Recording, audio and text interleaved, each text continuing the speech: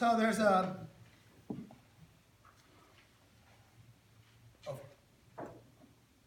abundance of themes that impact today.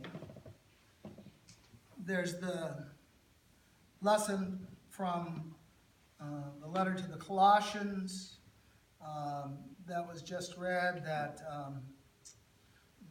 is very profound. It's a statement of this growing understanding of the presence of God in the life of Jesus. And I would suggest that you, as our last week's collect said, read, mark, learn, and inwardly digest that passage.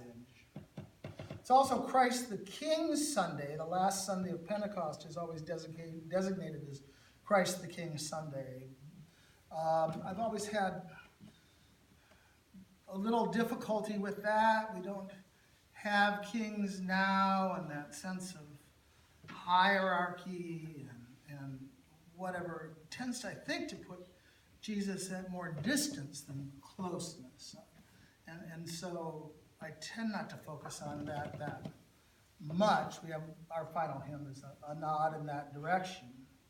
But I also usually treat this as Thanksgiving Sunday. I had an ongoing argument with the former secretary at a previous church where I was rector, who insisted that Thanksgiving Sunday had to be on the weekend after Thanksgiving, when everybody got together and stayed around and watched football games and then went back home. I buy that. I feel that's more connected to our 4-day holiday system that we've evolved. And yet, next Sunday, and I think this is always the case, is the first Sunday in Advent on the church calendar. And I resist tinkering with the church calendar because we get so lost in our secular cycle of time and shopping days and all that I think it's important to remind people whenever we can that there's a different sense of time within the church year of looking forward to Christmas, looking forward to the culmination of our life in the fullness of time, and it's worth keeping to that calendar. So I don't talk about Thanksgiving on the Sunday after Thanksgiving, and so I talk about it on the Sunday before. And I've had a lot of thoughts about Thanksgiving as I worked on this. Thanksgiving Day is an ambivalent holiday within the Episcopal Church. For one reason, it is a secular holiday,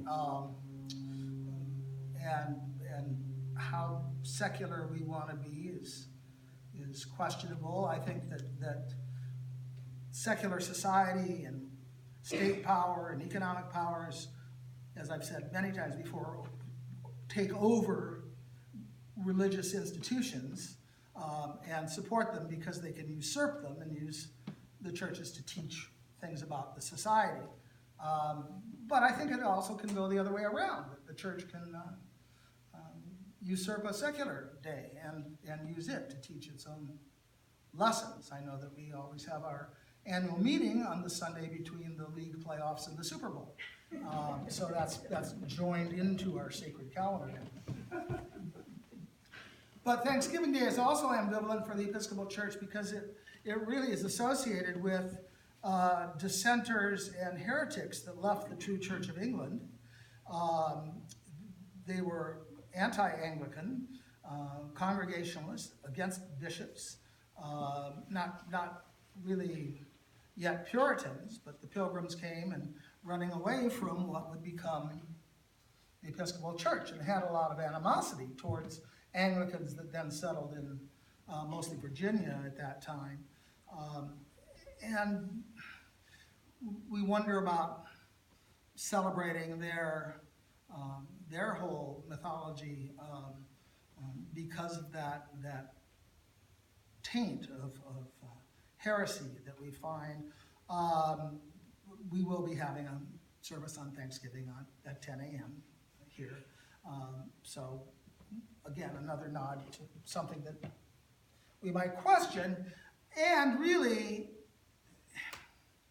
the Episcopal Church, when it got organized, did support celebration of Thanksgiving Day.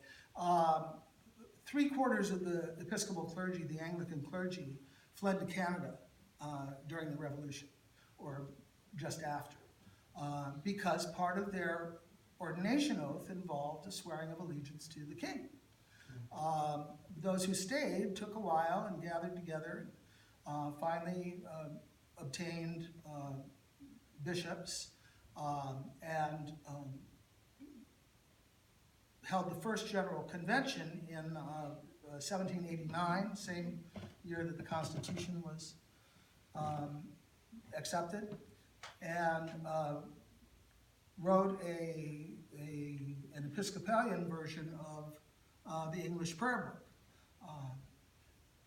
They had to convince people in a way that they were loyal Americans and not spies for the king. And so one of the ways they did that was by including special propers, as they're called, lessons and prayers for Thanksgiving Day, which are in our prayer book still. They also included July 4th. And I think in some ways it was to show their allegiance. And when in 1812, the animosity toward the Episcopal Church was still there, during the War of 1812, at Kenyon College, which was a seminary in Ohio at the time, the surrounding townsfolk almost came and burned down the place, thinking that they were fifth columnists ready to throw off their clerical disguise and declare for the king. So apparently there was need to assert our patriotism. But given that, we're thinking about Thanksgiving this week, it struck me that usually we think of giving thanks for good stuff, for what we call blessings, for, I don't know, success in business, or a good grade on a test, or the recovery of an illness, or a diagnosis that tells us we're not as ill as we thought we might be, or blessings of money, of happiness, and good families gathering together, and all that. And we distinguish that from the alternative, which is when bad stuff happens. And we are thankful that we're thankful for good stuff that happens. We're also thankful that a lot of the bad stuff that can happen doesn't happen. Thanksgiving as a reaction like that to a blessing or a fortune is, I think, in some ways questionable within a deeper Christian view. It's even part of the hymns we just sang, I know, but I think it's questionable. If you look at the Old Testament, for example, blessings are a result of basically good behavior, of obeying God's law, of making the right sacrifices, and curses, or the lack of a blessing, is seen as a kind of punishment. What have we done, God? How can we make this right? So that it's not seen as in the same way as a gift, but as an earned thing. Blessings in the New Testament, Thanksgiving in the New Testament, is not really a focus much at all. You notice when we have the gospel today, it's not focused on Thanksgiving, but it brings up the cross, and the focus of Christian teaching was about the cross and resurrection, which had to do with another kind of life, beyond this life, above this life, however you want to look at it. It wasn't about making this life good, or earning a lot of money, or, unless you're mega churches in Houston, or having lots of good things happen. In fact, most often in the New Testament, people who have a lot of blessings have to watch out. It's the rich man who ends up in hell and the poor man who ends up in heaven, divided by a great gulf. The last will be first and the first will be last. So it's a different approach to gratitude. Also, even maybe deeper in our theological understanding, is a sense that that whole approach of identifying certain things or experiences or events as good and others as bad, as blessings or curses, flows from our judgment. And when the Bible spoke about the fall from paradise, the expulsion from the Garden of Eden, the reasoning that it gives for that expulsion is the eating of the fruit of the tree of the knowledge of good and evil. So it's a very sophisticated presentation, but it basically means that what distinguishes human beings in some ways is that ability to stand back from life and evaluate it, to make these kinds of judgments. But it's precisely that trait that then alienates us from the rest of creation and from even God. And so when we make those distinctions, even when we're grateful for them, there's a problem. Now, we're going to be ordering United Thank Offering blue boxes, which it may be a good start, but they're designed to count your blessings. And if you have something good happen to you, you put in a dime or quarter or penny, whatever. I guess there's a scale of blessings, monetary scale that you can figure out for yourself. But that also makes that distinction. It says this particular thing is good, and the rest of my life maybe is questionable. We're charged, I think, not with making those kinds of distinctions, even if they're in service to moral action or doing the right thing. We're charged with looking at the whole of life, not in terms of good and bad, but all in terms of what it gives. That we have to realize that we're not in charge of making those judgments. Jesus says, "Judge not, lest you be judged." The Old Testament says, "Judgment is mine, says the Lord."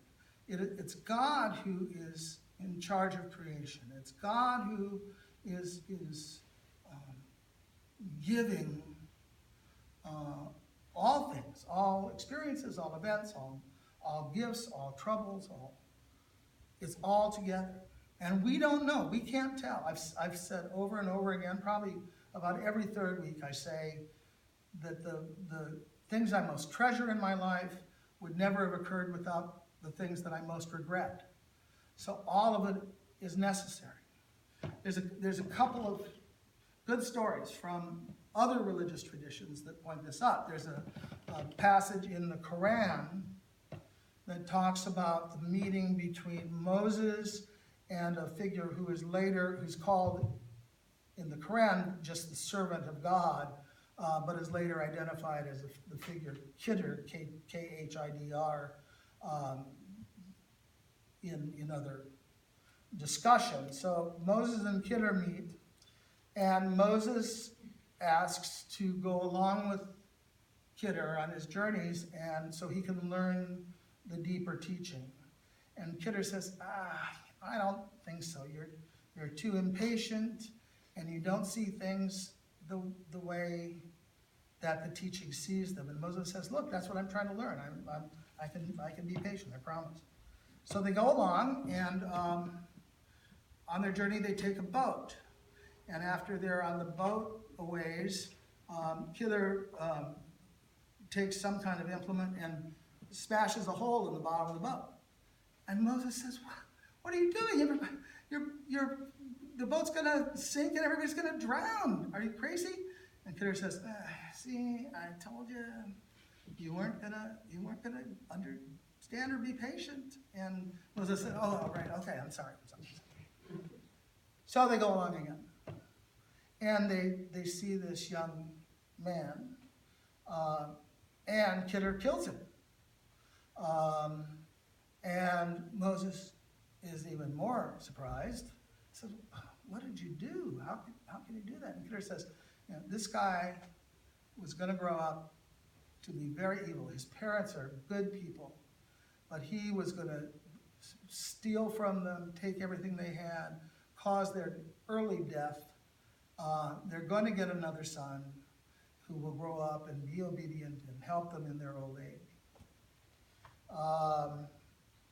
And Moses says, oh, okay. And then they go along some more, and Kidder, let me refresh my memory. They get to a town, and the town does not treat them with hospitality, and hospitality is very important in the Middle East. And as they're leaving, Kidder doesn't do anything against them. In fact, there's this kind of broken down wall that he repairs as they're going out of the town. And Moses says, what are you doing? These people were terrible. They deserve punishment. Can't you do something to them? And here you're fixing their place up. Kidder says, look, okay, that's 3. And we'll have to part our ways. But let me just tell you, with the boat, the king was coming, and they were seizing all the boats for war. And the owner of the boat would have lost his boat. But because it was sunk, but still could be repaired, he didn't lose his boat. As I said, the kid, there will be a new child. These people will have a better son and a better life. And as for the wall, in that town, there were these 2 orphans whose father was a very good person, and they were being cared for by a mean uncle. And there was a treasure that the good man had buried underneath that wall. If the wall had collapsed, as it was about to, the mean uncle would have gotten the treasure. As it is, it will probably last another 20 years. The orphans will be adults, and they will reap the benefit of the treasure. So that's that story. There's also a story that I think actually comes from Chuang Tzu, who's a Taoist, some Taoist writings in China, but in the movie Charlie Wilson's War was told as a Zen story. That there was a farmer who had worked in his fields and had worked for many years, and one day his horse ran away. And his neighbors came and commiserated with him and said, oh, what awful luck, you need that horse. And they were very sympathetic. And the farmer just said, well, we'll see. And the next morning, the horse comes back and has 3 wild horses with it. And the neighbors say, how amazing is that? You've come out ahead of the game. And the old man said, we'll see. And then the next day, the farmer's son tries to ride one of the wild horses and gets thrown off and breaks his leg. And again, the sympathetic neighbors come and they say, what a stroke of bad luck. It's awful. So sorry for your son. Farmer says, we'll see. And then the next day, the village has some visitors, military officers, who are going around drafting young men into the army. And they pass over the farmer's son because he's got a broken leg. And the neighbors come by and pat him on the back and say, well, I guess you're pretty lucky your son didn't get drafted. The farmer says, we'll see. So both those stories tell the same message. There's not exactly an equivalent within the Christian tradition. I think the book of Job comes a little close, but not quite in the same way. Understanding that we don't know how it all fits. We don't know how God is working with our lives, and part of what we affirm as Christians is that God is working with our lives. And so, rather than make our, in a sense, self-centered and quite possibly erroneous judgments about what's good and bad that we should do, we need to really cultivate a sense of universal gratitude. Rather than praying for something we want or praying that something we don't want won't happen, we probably need to take whatever it is we're called to pray for and simply hold it up in the light of God and say, as Jesus said, thy will be done. That because God is doing something through every single one of those things, whether we experience it as bad or experience it as good.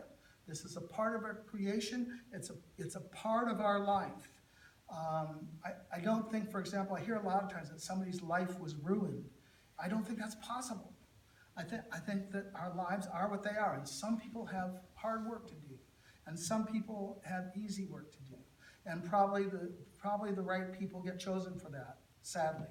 Not as punishment, but because the people who get the tough, lying on the street homeless and not knowing what to do about their medical condition are probably the tough ones who can bear it, and for some reason that fits into creation. Now, there's all sorts of bad ways you can go with that understanding. You can become passive, you can become fatalistic, you can become apathetic in many ways. I'm not saying that there's not a challenge or a free will choice that you have to make, but that choice, I think, needs to be one of how to respond to what is given. All this is given. There's a book that I've referred to before by a Benedictine teacher named David Stendhal-Rost, who sometimes hung out down at Big Sur in Esalen and the Camaldolese. It's called Gratefulness, the Heart of Prayer. And for him, gratefulness is at the center, even though our sort of superficial understanding of Thanksgiving and counting your blessings is a misunderstanding of Christianity. Thanksgiving and gratefulness is still central. Our central act of worship is called the Eucharist, which is Greek for thanksgiving.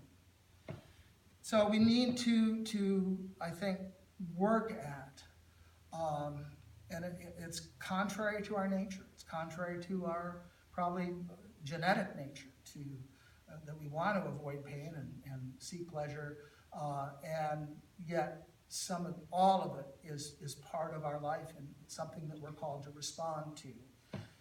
The way to do that, I think, is a process, and I've talked about that before. We need to discern the giftedness of things, especially the things that are troubling.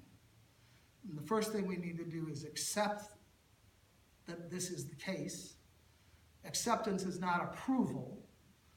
It's not a judgment. It's like the opposite of denial. When somebody dies, we say, oh no, the first instinct is denial, but we have to come to an acceptance. And once we accept that something is there's a situation, then we need to forgive it. We need to look and see what is it in ourselves that is rejecting this part of life, and somehow let go of the anger, let go of the fear in a kind of forgiveness like Jesus said. Father, forgive them. They don't know what they're doing. And finally, if we're able, we get to a point of gratitude. We see, and usually this is post facto and hard to get to, but a gratitude for each and every aspect of our life, whether it's a happy time, a sad time, a tragic time, a disaster, and there's things that, God knows we can't get there always, but we can work at that. And for that sense, for the cultivation of that sense, beyond the other great things about Thanksgiving, whether this is Thanksgiving Sunday or not, I'll say thanks be to God.